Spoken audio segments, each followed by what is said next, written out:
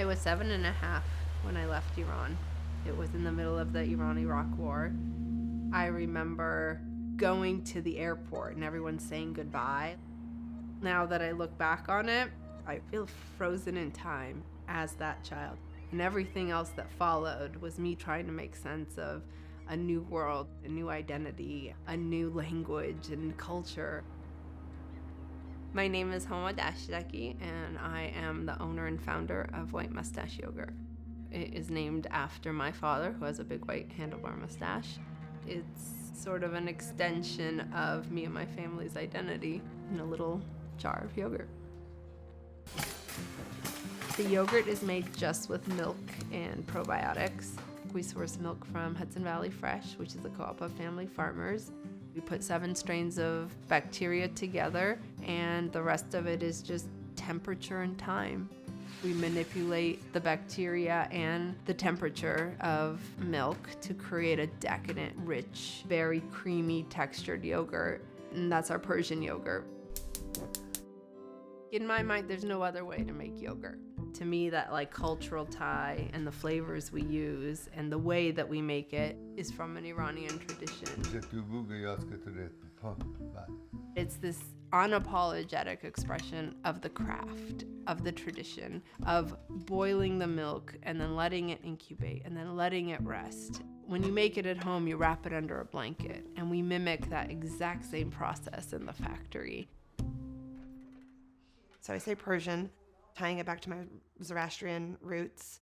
We're a small culture of Iran from the histories of the past in the Persian Empire, where our beliefs really are progressive and true to as much of a seasonality of life.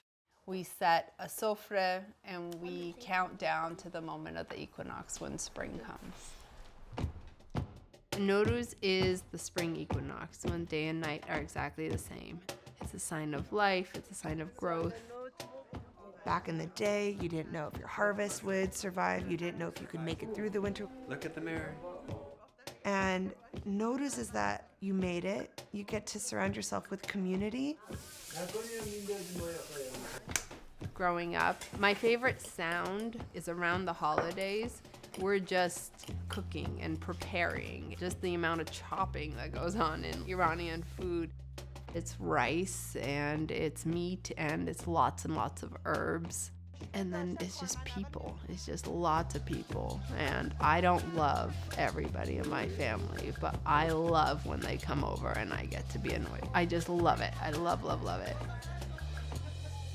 The Zoroastrian community in its entirety is very fragmented. So there's the Parsi community, there's the Iranians from Yazd, there's the Iranians from Tajikistan and Uzbekistan. And the Persian Empire was all the Zoroastrian religion faith at some point dwindled down into these fragmented pieces.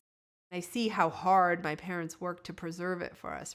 I worry I'm not capable of doing that for my own kids. And I think about that a lot. We were determined to keep our culture, to teach our children our language. It was difficult. We did not know anybody here. We were both depending on each other. I used to work and he used to take care of the kids because of his language, and he would go to school at night.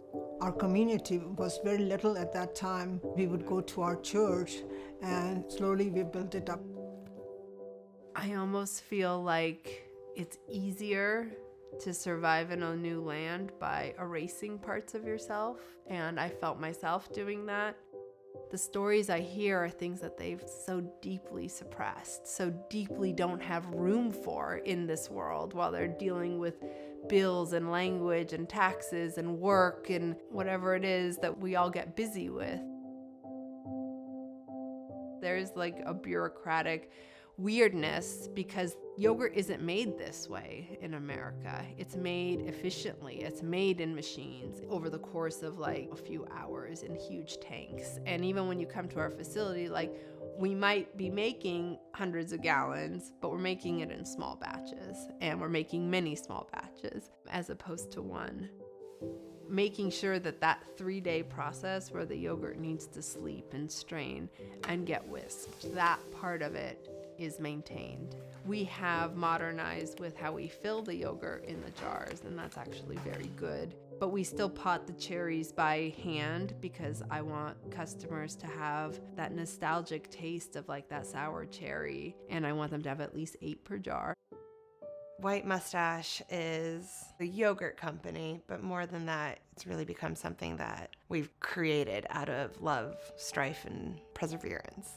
That little girl who was frozen in time, she tried to be everything she thought she had to be in order to be successful, in order to be loved, in order to be accepted. And then when that little girl started making yogurt, it was just like a full expression of myself. When a customer would try the yogurt for the first time, they would light up like they'd never tasted yogurt before. That fed me more than anything fed me. And I was like, all I want to do tomorrow is make 1 more jar. 1 more jar led to like 5 more jars, led to 25 more jars.